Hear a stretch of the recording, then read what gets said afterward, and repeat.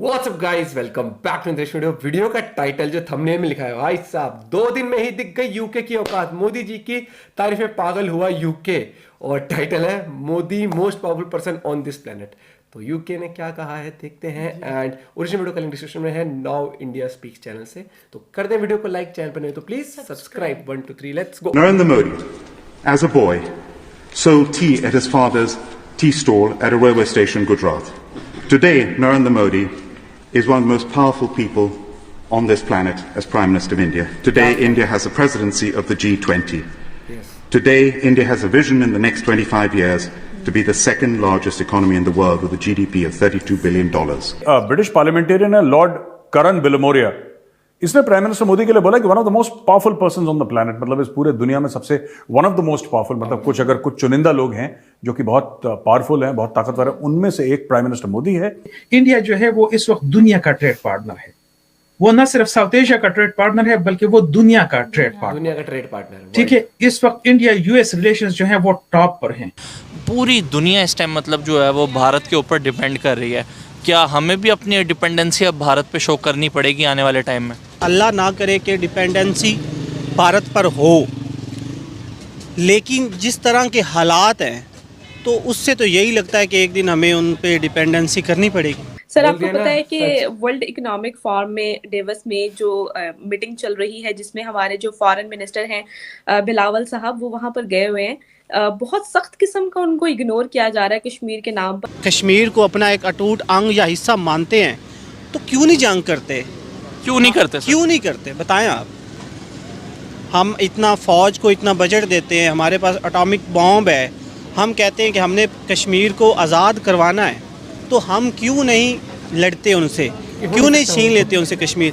तुम लोग $1.5 अरब के लेट गए IMF के सामने। हम एटमी कुव्वत हैं, खा लो बम को, फिर एटमी कुव्वत है। समहाउ आप इंडिया के बराबर होना चाहते हैं, जो कि कभी भी नहीं हो सकता है। ना आप जो है वो फिजिकली आप कर सकते हैं, ना जो है वो आप इकोनॉमिकली कर सकते हैं, ना आप मिलिटरीली कर सकते हैं। लेकिन इकोनॉमिक वार में देखा जाए तो वो नंगा नहीं कर दिया भारत ने पाकिस्तान को इकोनॉमिक वार के अंदर? मैं कहता हूँ नंगा करके पता नहीं क्या क्या कर दिया। ब्रिटिश पार्लियामेंटेरियन है लॉर्ड करन बिलमोरिया। इसने प्राइम मिनिस्टर मोदी के लिए बोला कि one of the most powerful person on the planet, मतलब इस पूरे दुनिया में सबसे one of the most powerful, मतलब कुछ चुनिंदा लोग हैं जो कि बहुत पावरफुल हैं, बहुत ताकतवर है, उनमें से एक प्राइम मिनिस्टर मोदी है। शक नहीं है इस चीज और इन्होंने ये भी बोला है कि इंपॉर्टेंस है यूनाइटेड किंगडम की टाइज इंडिया के साथ। India is the fastest growing major economy और big economy, large economy in the world. जिस तरीके से इंडिया ग्रो कर रहा है, देखिए कोविड जब हुआ ना दोस्तों, तो कोविड की मार सबको पड़ी है, चीन को भी पड़ी है। चीन तो हाँफ रहा है, सांसें फूल गई चीन की। इंडिया में क्योंकि ये हो चुका है, जो पहले की हमारी वेव्स आई थी, इतनी अनफॉर्चुनेट डेथ्स हो चुकी हैं। ऐसा कोई परिवार नहीं है भारत में जो किसी को नहीं जानता, जिसके यहाँ अगर खुद क्या नहीं हुई है तो आपके पड़ोस में हुई है, आप किसी को जानते हैं। मुझे नहीं लगता कि भारत का कोई भी ऐसा कोई परिवार है जो इससे परे हो, इससे अलग हो इन बुरी खबरों से। लेकिन वी हैव डेवलप्ड इम्यूनिटी, अब वैक्सीनेशन भी हो गया, इम्यूनिटी भी हो गई, तो इंडिया में इतनी मार नहीं पड़ी कोविड की जितनी चीन में पड़ी है। तो चीन भी बिल्कुल परेशान है, अमेरिका भी परेशान है। अमेरिका में तो रिसेशन की बात कर रहे हैं, लेकिन ये लॉर्ड बिलमोरिया ने बोला है कि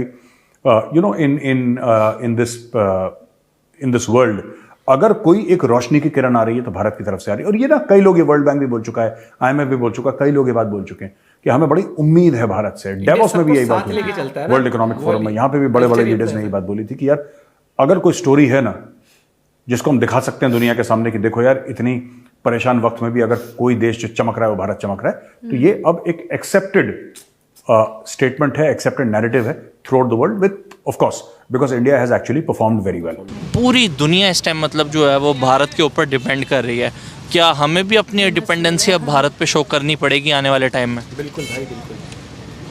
एक होती है अच्छे की उम्मीद, ठीक है, हमें अच्छे की उम्मीद रखनी चाहिए कि अल्लाह ना करे कि डिपेंडेंसी भारत पर हो, लेकिन जिस तरह के हालात हैं तो उससे तो यही लगता है कि एक दिन हमें उन पे डिपेंडेंसी करनी पड़ेगी। कैसा लगेगा अगर पाकिस्तान भारत के साथ ट्रेड कर रहा हो और भारत ही की करेंसी में कर रहा हो?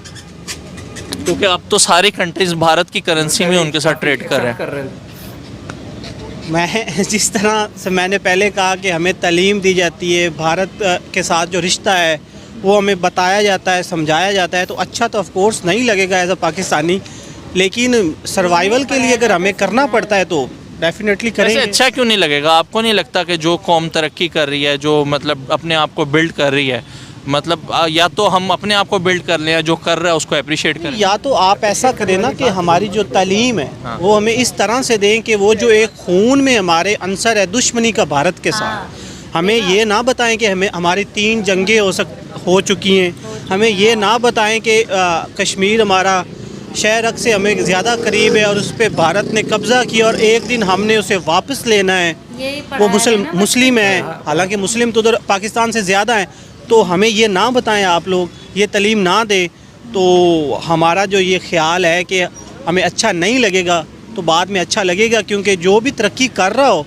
उससे जलना नहीं चाहिए। मुझे ये बताएं, कश्मीर लेने के लिए क्या कर रहे हैं हम लोग आजकल के टाइम में? कुछ नहीं कर रहे, बस बातें। कश्मीर लेने के लिए हम अपनी फ़ौज को 80% बजट दे रहे हैं और तो कुछ नहीं कर रहे।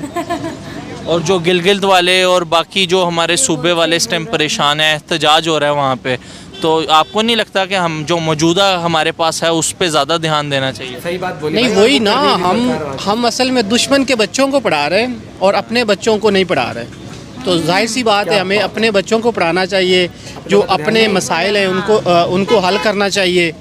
ये जो हमें एक फक्की बेची जा रही है कि कश्मीर आज़ाद कर, मेरी एक बात सुने, अगर हम कश्मीर को अपना एक अटूट अंग या हिस्सा मानते हैं तो क्यों नहीं जंग करते? क्यों नहीं करते सर? क्यों नहीं करते बताएं आप। पॉलिटिक्स करनी है ना, और हम पता है, इतना औकात फ़ौज भी को नहीं है। इतना बजट देते हैं, हमारे पास एटॉमिक बॉम्ब है, हम कहते हैं कि हमने कश्मीर को आज़ाद करवाना है, तो हम क्यों नहीं लड़ते उनसे, क्यों नहीं छीन लेते उनसे कश्मीर? लेकिन हम ये कभी नहीं करेंगे, क्योंकि हमें हर साल बजट लेना है कश्मीर के नाम पे, कश्मीर पे मकबूजा कश्मीर को हमने बेचना है आवाम को, उसके नाम पे हमें 5 साल बाद सियासत करनी है, आवाम से वोट लेना है और हमारे इदारों ने बजट लेना है। लेकिन इकोनॉमिक वार में देखा जाए तो वो नंगा नहीं कर दिया भारत ने पाकिस्तान को इकोनॉमिक वार के अंदर? मैं कहता हूँ नंगा करके पता नहीं क्या क्या कर दिया है। वो अभी तीसरे चौथे नंबर पे है, 5वीं बड़ी इकोनॉमी है, तीसरी बनने जा रही है। बिल्कुल तीसरी बनने जा रही है, उसने जापान को पीछे पिछाड़ दिया है, वो अमेरिका को पीछे छोड़ने वाले हैं, और आप बात करते हैं पाकिस्तान बामुकाबला भारत की, वो कि इकोनॉमिक वार जोन पे।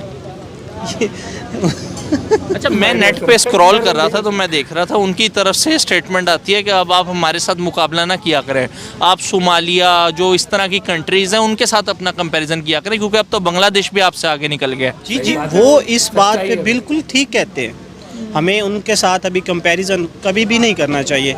हाँ, हम उनके साथ एक कंपैरिजन करते रहें और करते आएंगे कि हमारे पास हमारी जो फ़ौज है वो बड़ी जवान है, बहादुर है, हालांकि कोई ऐसा काम अभी तक दिखता नहीं है कि हम बहादुरी का जो किस्से वो लापते फिरे, लेकिन फिर भी हम पाकिस्तानी हैं, हमारी होप्स बड़ी हाई। आपको क्या लगता है, हम तादाद में उनसे फ़ौज, हमारी फ़ौज की तादाद उनसे ज़्यादा है क्या? आप जो कहते हैं कि हमारी फ़ौज है तो तादाद की है क्या? हम हमारे पास कोई ना कोई फक्की होती है मौजूद हर टाइम। अच्छा, जाहिर सी बात है वो तादाद में भी ज़्यादा है और उनके पास टेक्नोलॉजी भी ज़्यादा है, लेकिन वो अब हमारे पास फक्की है कि हम मुस्लिम हैं, हम डरते नहीं हैं, हम कूद जाते हैं, वो काफिर हैं, वो मौत से डरते हैं। तो सर 1971 की जंग में क्या हुआ था? मैं देखें, अगर मुसलमान होना ही क्राइटेरिया है तो अगर हम पुरानी जंगों की बात करें, 1971 की जंग की बात करें, तो 93,000 किसने सरेंडर किए थे? हमारी साइड से होता? मैं वही कह रहा हूँ ना कि हमें ये फक्की बेची जाती है। अच्छा,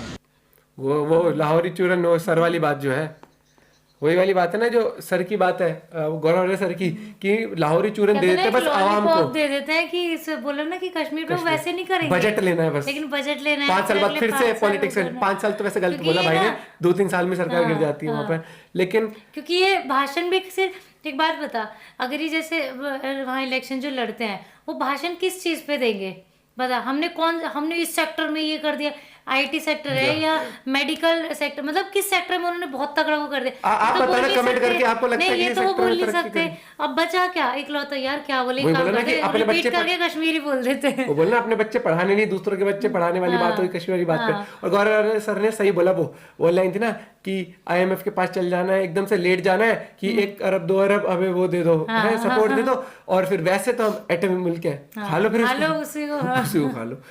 ये चीज है। और ये सबसे पता है क्या, सबसे ज्यादा रिलेशन इंडिया के अच्छे क्यों एक इंडिया अब एक स्ट्रांगली उभर के आ रही है, लीडरशिप बहुत स्ट्रांग है, साथ ही साथ इंडिया सबको साथ में लेके चलता है। इंडिया का वो नहीं कि इसके तोते उड़ा दूं, इसके पर काट दूं, नहीं। इंडिया कहता है हम पहले हमला करेंगे नहीं, बाद में बख्शेंगे नहीं, और हम चलेंगे ट्रेड करते हुए सबके साथ। धोखाधड़ी, इन शॉर्ट वो धोखाधड़ी वाला नहीं है, जैसे कि पाक वाली साइड से अभी तक चीजें हुई हैं, ठीक है, जितने भी इतने सारे टेररिस्ट मजबूरी है तो वो बात करने की बात करें। वो बढ़िया इंटरव्यू लिया, वो जो भाई ने लिया ना, वो बहुत, वो दोनों का ही बढ़िया था, जो इंटरव्यू ले रहा था, जो इंटरव्यू दे रहा था, वो बंदे दोनों का भी बढ़िया बहुत था ही भाई। एकदम स्ट्रेट फॉरवर्ड जवाब दे रहा था। आपके पॉइंट ऑफ व्यू जरूर कहता, बताना।